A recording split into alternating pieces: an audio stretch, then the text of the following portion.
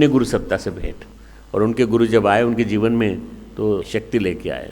शक्ति का एक्चुअली शक्तिपात हुआ उस दिन। पहला शक्तिपात गुरुदेव के जीवन में वसंत पंचमी के दिन 15 वर्ष की आयु में। और वसंत सही अर्थों में कहा जाए तो वसंत सही अर्थों में गायत्री मंत्र को जीवन में जीना है। 3 चरण हैं गायत्री मंत्र के, 3 चरण। पहला चरण है तत्सवितुर्वरेण्यम, दूसरा चरण है भर्गो देवस्य धीमहि, तीसरा चरण है धियो न प्रचोदयात्। तत्सवितुर्वरेण्यम का मतलब होता है मित्रों संसार से विमुख होकर के चलना। दुनिया में 2 ही चीज़ें हैं, संसार और परमात्मा। संसार और परमात्मा। संसार अगर है तो परमात्मा नहीं आएगा। संसार का मतलब छोड़ नहीं देना, संसार को सीमित मात्रा में रखना अपने पास। संसार का मतलब ये नहीं कि पूरी तरह से बैरागी हो गए, नहीं, संसार को सीमित मात्रा में, संसार में लिप्त होकर के, संसार में घुस करके सांसारिक बन जाना ये गलत है। तो हम संसार में रहें पर संसार से विमुख होकर के परमात्मा के सम्मुख। जब परमेश्वर रूप में सविता देवता का वर्ण कर लेंगे तो यही आपका जो है बिल्कुल यही पल आपके जीवन में उनके वर्ण होने का। वर्ण का मतलब क्या होता है? शादी। वर्ण का मतलब परिणय है। आप सविता को वर्ण कर लीजिए, सविता के तेज को वर्ण कर लीजिए। आपके लिए अगर कोई आपकी लड़की के लिए आपने कोई लड़का ढूंढा होगा तो जैसे बाहर घूमता फिरता हो उसको लेके नहीं आ गए, आपने सोच समझ के की होगी शादी उसकी, ऐसे नहीं की होगी।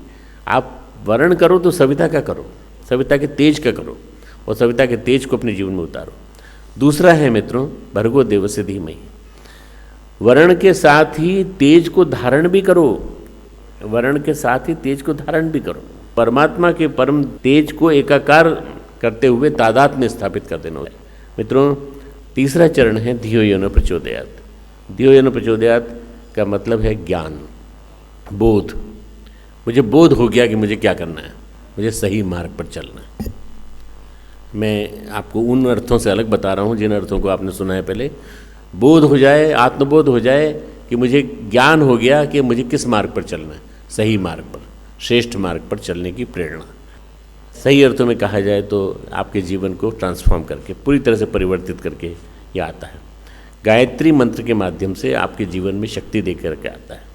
व्यक्ति भट्टी में जलता है, तपता है, तब जा कर के उसके कषाय कर्म चलते हैं। प्रकृति में व्यापक परिवर्तन तब आते हैं जब सारे के सारे पत्ते झड़ जाते हैं, नीचे गिर जाते हैं।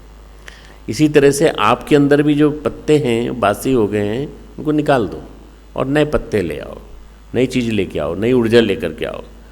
जिस त्रिपदा गायत्री से एकाकार होते ही आपकी कालिक धुलेगी और आपके जीवन में 3 चीज़ें आएंगी।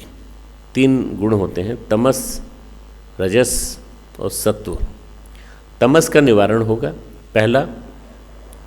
फिर आपके जीवन में रजोगुण का जो है उसका नवजागरण होगा, महालक्ष्मी का जागरण होगा। तमस के निवारण से महाकाली का जागरण होगा, महाकाली, महालक्ष्मी, महासरस्वती। और तीसरा है बोध।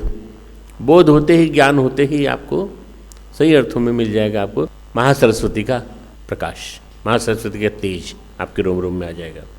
गायत्री पहले भी थी, ऐसा नहीं कि गायत्री गुरुदेव ही लेके आए, गायत्री पहले भी थी, पर जन जन के मन में स्थापित गुरुदेव ने किया, जन जन के मन में। आज सब कहते हैं कि अगर गायत्री लुप्त हो गई होती तो वो केवल हम लोगों के नकाहिली की वजह से, परंतु आचार्य श्री ने उसको घर घर पहुंचाया, जन जन पहुंचाया और जन जन तक पहुंचा कर उसको जिंदा कर दिया। और जिंदा करने के बाद आज अगर घर घर में गायत्री मंत्र का उच्चारण हो रहा है तो आचार्य श्री की वजह से हो रहा है, गायत्री परिवार की वजह से उच्चारण हो रहा है। हमारे YouTube चैनल शांति कुंज वीडियो गायत्री परिवार को सब्सक्राइब करें एवं बेल आइकन जरूर दबाएं ताकि गायत्री परिवार की विभिन्न गतिविधियों की जानकारी आपको मिलती रहे।